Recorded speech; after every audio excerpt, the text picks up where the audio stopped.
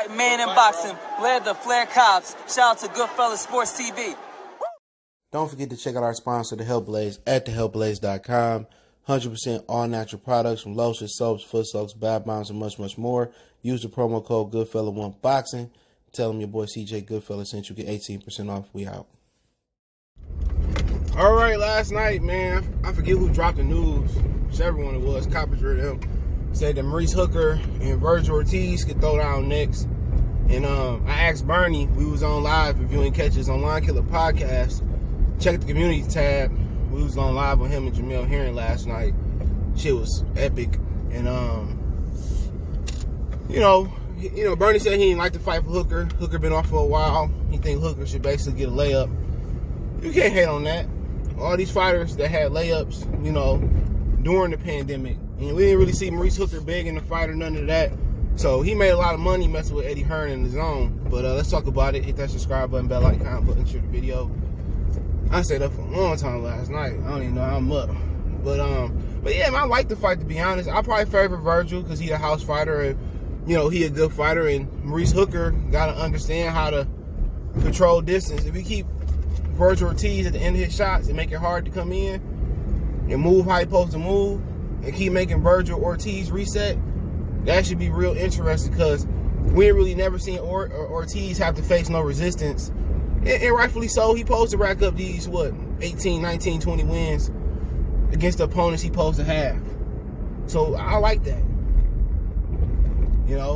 18, 19, it's cool, but him and Hooker, can't nobody complain no more. That's a good step up. We said, well, Hooker, he got beat up by Ramirez. Ramirez is a champion, a unified champion. Ramirez, we talk a lot of shit about Ramirez, but I ain't gonna never deny that he got some of the best stamina in the game. I like the way he run his hands.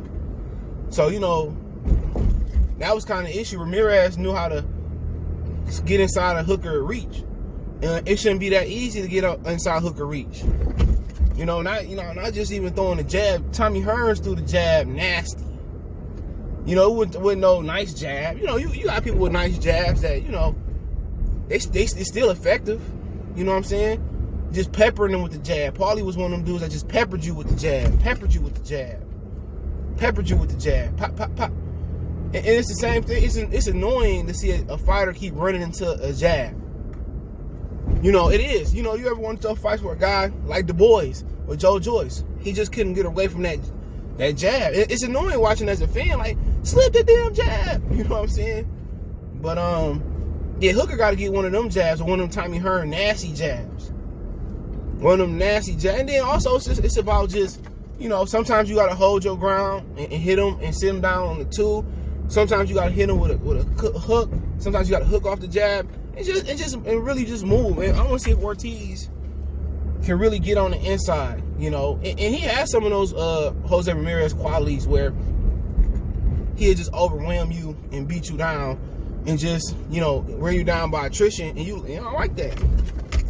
But when people talking about, well, you said, I said, you said this about Ortiz. Well, right now it's pretty much premature. He's a pup.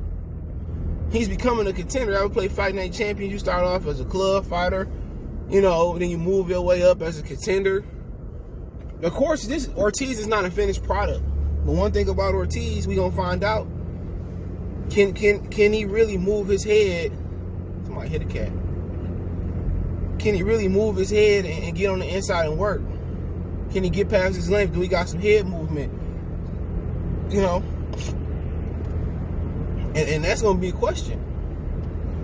Because you got some dudes, even you can name like Josh Kelly, he ain't a great fighter, but he can move a bit. You got Ennis. You got Progress coming up. He can move a bit. So he ain't going to be dealing with these guys that's like stiff and just going to sit in front of him.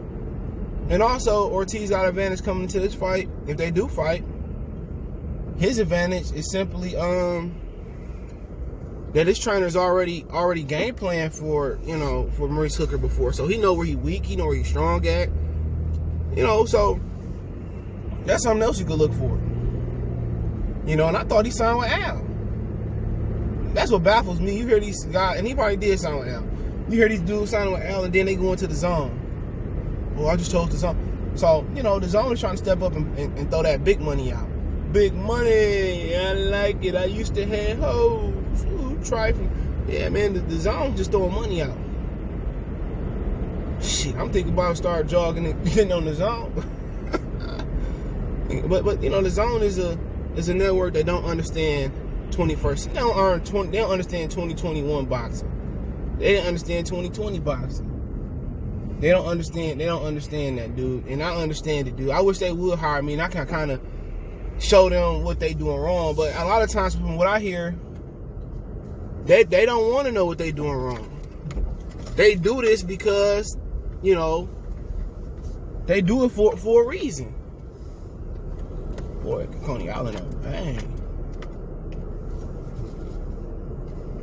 They do this for a reason. But yeah, I mean, that's gonna be a fantastic fight in my opinion, man. So I'm looking forward to that. I agree with Bernie that Maurice should just take a settle down fight. But you know, like Bomac said, they was kind of talking to fight Robert Easter Jr. I guess that didn't work out. They wanted Robert to come up to like 145, and Robert just got to 140 pounds. So I understand that. But with Ortiz, he could put a lot of people on notice with this fight. Even though none of the champions have the dimensions that Maurice Hooker got, but it's just, I'm stepping up. Like, everybody can identify with Hooker. He was a world champion, you know what I'm saying? He had some draws, he had some close fights in his career, but everybody know, can't nobody deny this is a step-up fight. Can't nobody deny. They was talking about Hooker fighting Boots. So with Ortiz, he gonna really show us what he got. Even if he win and he get touched up a little bit, you know, that he shouldn't get touched up with, then that mean he ain't ready for a title yet at 47. That's what that mean. Don't mean he can't get a title, but I mean, where you gonna get a title at? He ain't ready for Spence. Spence look really good versus Garcia. His legs look very, very good. That's what people are looking at. His legs look better than he did in his past 2 or 3 fights. Real shit. He had more bounce in his step. He looked really energetic in the lower body. And that's what you want to see, because every great athlete that deal with a sport while they standing, even if it's golf, you know, lacrosse, the legs is the most vital thing for an athlete. It's the most important thing as an athlete. For a pitcher, for a basketball. When them legs start to go, then that's when that career probably gonna start to go. So, you know, with him legs looking, I don't think he ready for him yet. Obviously, he ain't ready for Bud. That's probably the worst matchup for him, because he remind you of a right-handed Errol Spence a little bit. So he kind of understand that style. Pacquiao, he ain't even gonna look his way. You know what I'm saying? And you know, really, you looking at Hooker. If you get past Hooker, which most people think he will, you're looking at like Keith Thurman. Guys, are them 2 jokers fighting, so maybe get the winner of that. But really, I would say he signed on the wrong side of the street. But Oscar De La Hoya, Al still do business. Jojo Diaz and Gary Russell, Chavez Jr. and Canelo Alvarez, they still do business. So I mean,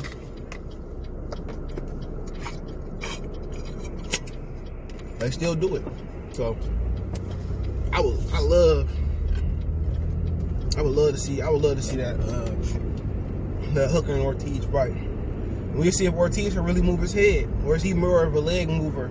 Like Earl, you got some fighters that can lose their legs to get out of defense, to get in and out of trouble in range.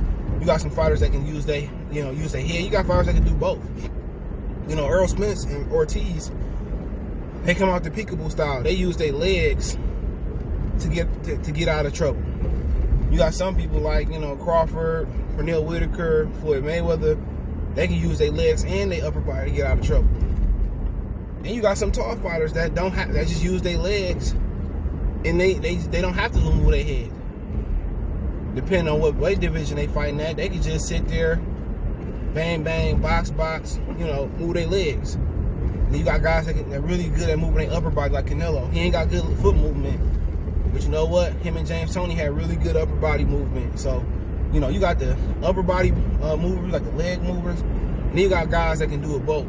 Just because you can do it both don't make you unbeatable at all. It don't make you unbeatable at all. But you know, Ortiz, we're gonna see what he got. Because he ain't going to be able to come in on the line, excuse me, and walk Hooker down and just come straight in. He going to eat some shots, you know.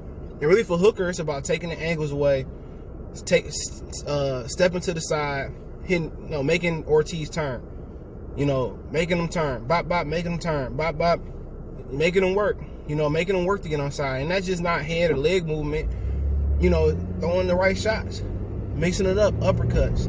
When he get inside, hold them, turn them. But I already know why they took this fight, because Jose Ramirez has some success, and they think Vergil Ortiz is better than Jose Ramirez. But I mean, we'll see. But that style that Ortiz got, black fighters eat that up. Not saying Hooker gonna eat it up, but black fighters eat that up. He don't. What's the difference between him and Errol Spence? He don't have the athleticism of Errol Spence, and that's the difference. He don't have the athleticism of Errol Spence, man. But can't wait to see that fight, man. Let me know what you guys think. Don't forget we on Facebook, Instagram, Twitter. You can reach out if you have a business question, inquiry, sponsorship, video request. All my social media links, subscription, fast way to reach me is Twitter, then Facebook, then Instagram. All those links there. We also got a Facebook group. Want to make a donation? Cash App CJGood313. That's in the description. PayPal link in the description as well. Best way to donate. Share the video. Hit that subscribe button, bell icon button. We work.